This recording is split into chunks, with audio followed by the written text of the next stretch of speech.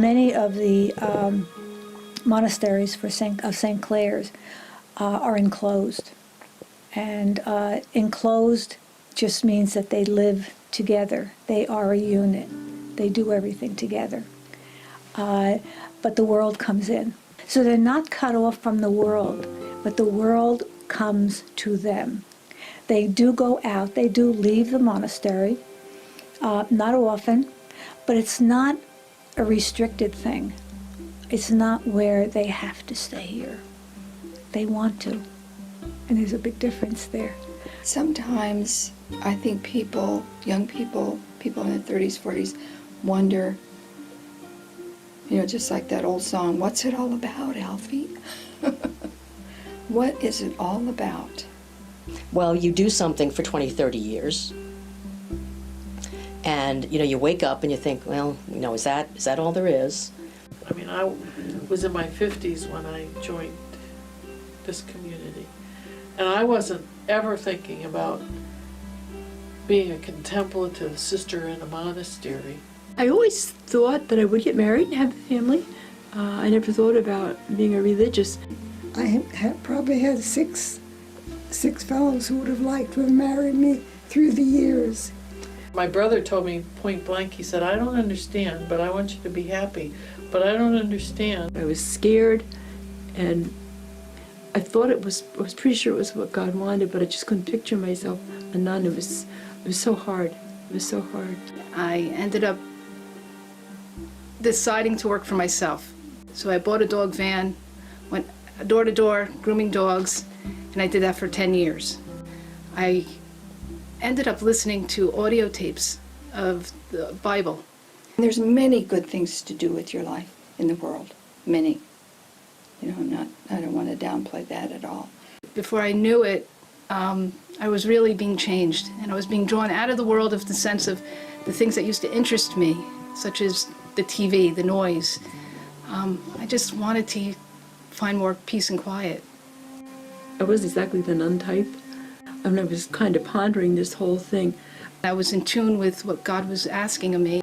It just amazes me how God puts people into our lives and puts us in places where things will happen. And we don't, in retrospect, it's all very clear.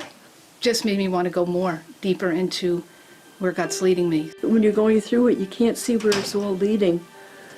He was saying, and I could hear in the back of my mind, and then you wake up 15, 20 years later, and you wonder what happened. It all fell apart. And I immediately broke down and cried.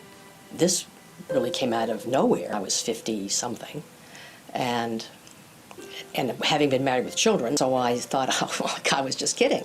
And I let it go for a while until the priest that I was talking to, I just dumped this all out on him, and he said, oh no, I know someplace you could try. Call these ladies in New Jersey.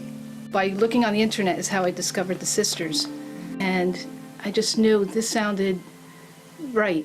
So I came. The first reaction was, well, you know, you've had a very active life, you've been a lawyer, you've been active in your community, you've got children and grandchildren, and I'm not sure you're going to take to this life.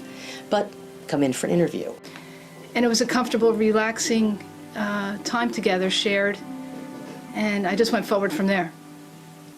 Sometimes a person will start at one house and they have to try several houses. I'm from Trenton. I came here first. My whole idea is, well, let me try it out and see. If it doesn't work here, maybe I'll try someplace else. There's 12 of us here, and, well, there's 13. Our sister Natalie's in the infirmary. And it's very hard. It can be very hard for 12 women to live together and to get along. And so that's part of our discipline and part of our penance and part of our joy. I don't have any sisters, so blood sisters, but I have 12 sisters here. We have somebody that came for a month. She didn't last 1 week. She could not stay there another week. But it was good for her to find that out before and then come and then find out, oh, you know. Coming into this life was not what I expected. I expected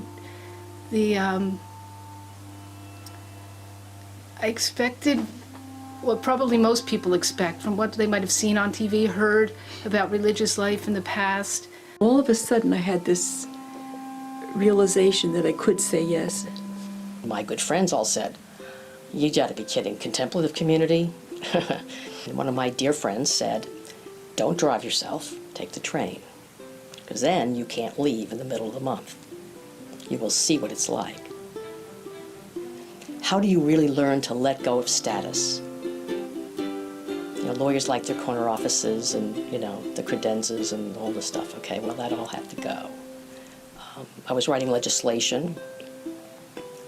So I'm coming to this place where I'm going to be quiet and pray all day. People tried the guilt trip, because I have children and grandchildren. I have 2 sons. And they were married. They had wives who had mothers. And at this point, of course, I had to tell my mother what I was doing. Okay, I don't know if any of this is... She was very much opposed to my entering. She didn't stand in the way. She just made her displeasure known. Like, why can't you stay in the world? And it's like, okay, why can't I stay in the world? I've been in the world. Been there, done that. And about halfway through my first year, she didn't want to talk to me anymore. And then she died that November. I entered in January. So it was heartbreaking, but yet the good Lord let me get used to not having her to talk to.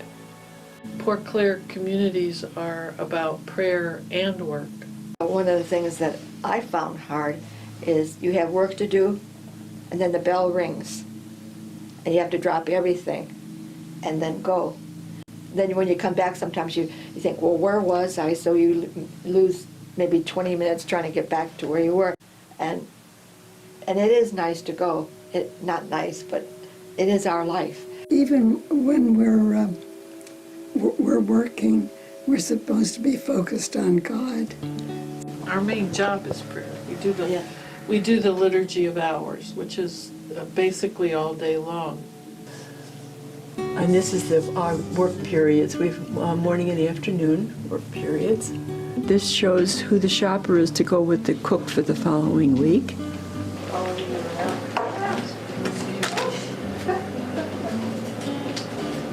you want some broccoli, Sister Fran? Oh, you got it. Oh.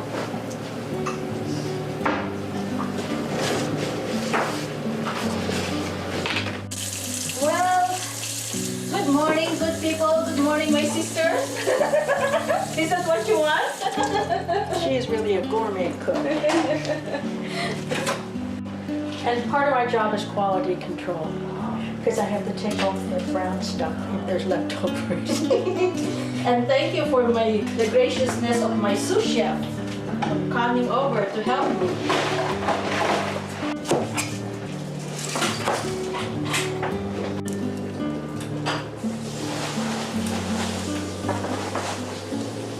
We do some simple plumbing. We don't do electrical work.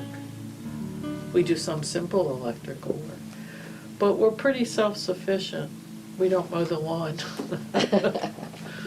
But we take care of other things in the yard. Most of the stuff here I've gotten from other parts of the monastery. It's easy to grow it, it's not easy to keep it because of the deer and the other varmints. Squirrels dig up the bulbs, rabbits and deer eat the hostas and other things. So, they're not supposed to like rosemary. So that's what's going in here. Because I try to use natural methods of keeping them away. I used to use dryer sheets and pantyhose, and then old CDs, you know, to flicker, and they didn't get the memo. We're here to pray for the church. We're here to praise God. And we do that, but we also do it with work involved. It's not all meditative prayer. People think we're on our knees all day praying, but we do work in silence for the most part, and we do manual work, like working in the altar bedroom. That's probably our main source of income. We have about 60 or 70 that go out once a month, and the rest are call-ins. They call when they need them. You have 3 new messages. Hi, I'm calling. I need 2 cases of small host sent to our address at 126 44th Street. Okay, when you get a chance, if you can give me a call back, make sure you get the message. Thank you very much. Bye. I'd like to request for the next 6 months, do not send any large posts, just the large ones for the next 6 months. Okay? Thank you. Any questions, give me a call. Bye. We have a clientele of about, just mostly in New Jersey diocese, like Camden and Patterson and Trenton and Metuchen, and we even have a couple in West Virginia, and maybe a couple in Pennsylvania, and maybe a couple in New York, but mostly the New Jersey area. Karl Barth said, if you do theology, you must have the Bible in one hand and the newspaper in the other. In this way, we can stay in touch with the world and really bring all of that to prayer. So we're very attuned to what's happening in Trenton, in our city, in the larger city, Philadelphia and New York. And again, that's all part of our prayer then. And Clare, too, even though she was enclosed in her monastery, she was aware of what was going on in Assisi. People from Assisi came to the door and asked her for cures. We do have the internet, and so we know what's going on. So being cloistered doesn't mean we don't know what's going on in the world. And they also think cloister means that you never go out. And they'll say, well, I thought you were cloistered. I thought you don't go out. Well, so and some of them you want you back in the cloister and not to go out, because you should be praying for them. One time I was at the store and this little girl said to her mother, is that Sister Act? Because she thought that was the name of the sister. Sister, her last name was Act. And so the mother said, it was really cute, she said, you go ask her if she's Sister Act. So I said, no, I'm Sister Florence. And she said to me, you are the first one I met, except for Sister Act. I said, I'm very happy. This is back before I came, in the old building, and they would have the workmen come in. This is when they were in the old habits and stuff, and they would put their veils down. And one of the sisters would take the workman to wherever he had to go, and she would ring a little bell. The other sisters would be just getting out of the way. They'd go in and they'd kind of hide in the next room or something. So when he was finished, she brought him down to the lobby. She said to him, now how much do we owe you? He says, nothing, lady, just let me out of here. I love that story. Many times when we get a delivery, they can't wait to get inside to see what's going on here. What's going on. We're not the quietest monastery in the Federation. We do have our struggles with silence, let's say, but we enjoy each other, and we're very strong on community. So what we're doing is making baby blankets to send to Cincinnati to the sisters that work in the hospital, and they give them to the poor newborns. And then sometimes we make blankets for our families. To figure out what I'm doing here. I can't talk and chew gum at the same time. Well, you don't have to, but you have to crochet. Yeah, well, I can't do that either. Can't drive and talk. This one is for Florence's niece who's having a baby. Great niece is having a baby. The great niece or great niece? Well, the baby will be the great niece. Oh, okay, you sure? Yes. Once or twice removed. Not removed. Not removed. I've come into a family and I share my life experiences with them. They share theirs with mine, as if, in a family we share, we eat meals together, we laugh.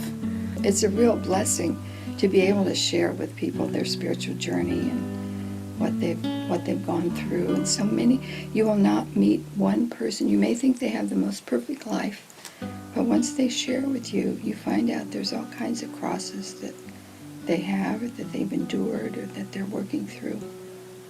There's nobody that isn't carrying or has carried or will carry some kind of cross. prayers like the ripples in the water, and it just goes out. It's really sad. Some of the letters we get, they either call for prayers, or they like telephone, or they send letters. We can feel people's pain, and a lot of people call in for prayers. Cancer patients, people who are struggling with their families, people who are addicted. I mean, you can understand, and we sympathize with them, but we pray for them also. And God does answer prayer, maybe not always the way we want him to, but he does answer prayer and he does listen. Even if it's not, even if they're not cured from cancer or something. Emotionally, they might be more at peace. I do spiritual direction. It's so humbling, and I find that people are so open and so good. If anybody wants to talk to any of the sisters, they can do that. It is a home, and it feels like a home. Community. When you're welcomed in, you feel very comfortable. You don't feel like you're going into a foreign space. And I'm Jewish, and it's very comfortable for me. I don't have any second thoughts about it or discomfort at all about it. When I was young and I just didn't know them, they had this mystique about them that they were something just unknown. But once I've gotten to know them, you realize they're just normal, individual, happy people. And it's not just happy, there's a joy here. They all have great senses of humor, and they laugh very easily. The next thing you know, 2 hours have gone by, And we've you laughed a lot. and you haven't stopped talking. And there's having lots a of good laughter, time. right? Yeah, I mean, we always, we really enjoy the visits. We go from one topic to another, and it is just very, very refreshing. And that's how I feel when I leave one of my visits here. I feel refreshed. Learning how to live as a disciple. Now, there's lots of ways of doing it. This is one way of doing it. And if you are already a quiet person, then this would feel very much comfortable. If you were somebody that I used to be like, which was type A, it's time to take a change and to realize that there is another part of you, there is another side of you, there's your inner introvert. Death isn't really a sorrowful thing for us, because that's what we're here to go to God.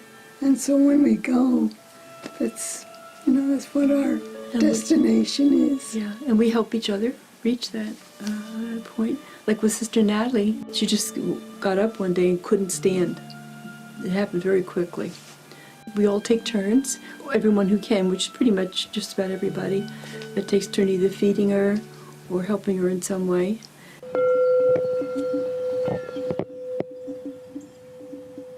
You'll notice the graves in front of the granite plaque. They're all our sisters that died since we came to this property. So each one has a story, and we journeyed with them just as we are with Natalie now. So this is really sacred ground for us, and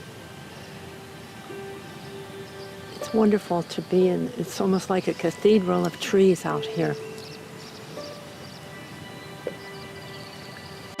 Well, I'm getting ready to prepare the food for Sister Natalie, but she has to have it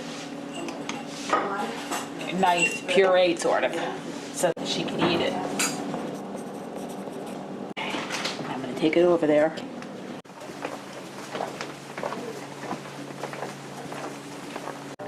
Do you remember being abbess? Yeah, yeah.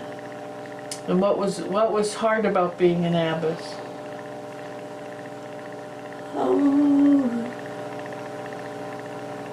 Gee, I don't know.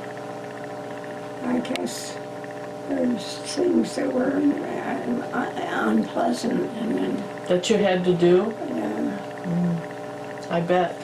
Lots of personnel work you have to do as an abbess, huh? Did you have to do anything like that? Yes, I did. I did, and it is difficult. Yes. But God's always with us. For me, it's a quiet joy. It's something that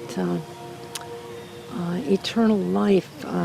Clare, St. Clare asks us to cast our eyes on the mirror of eternity.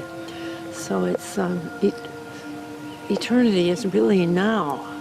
It's not just when you're born or when you die. All right, my dear, here's some coffee. It should be cool enough. Ready?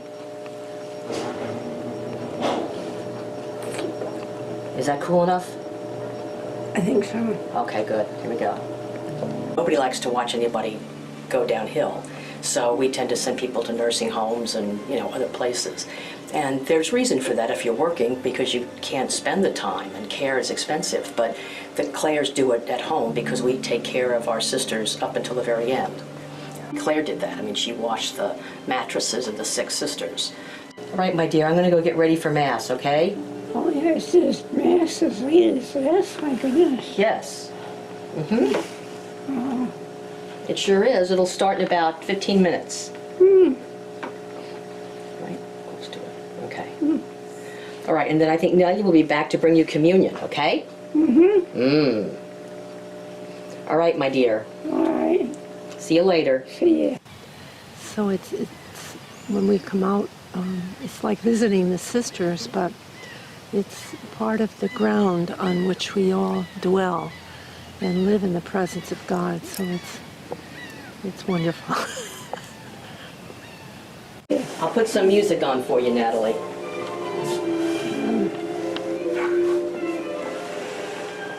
She likes classical music. We freely choose to come here, and if you cooperate with the grace, if you the whole thing of gospel living is love.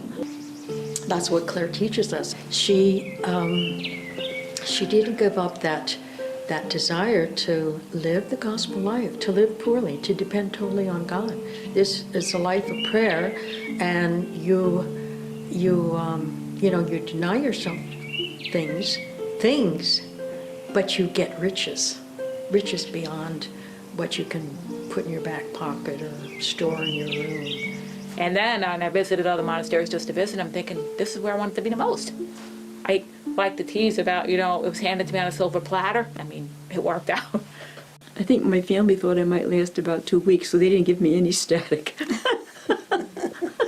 It's gone very quick, even though I've been here, I believe, 19 months right now. Each day is different, and that's how I take this life, just one day at a time. I can't say that it's all been bed of roses, because it's not. Not when you've been used to having your own life, your own business. It's just not perfect. But for me, all of the hard parts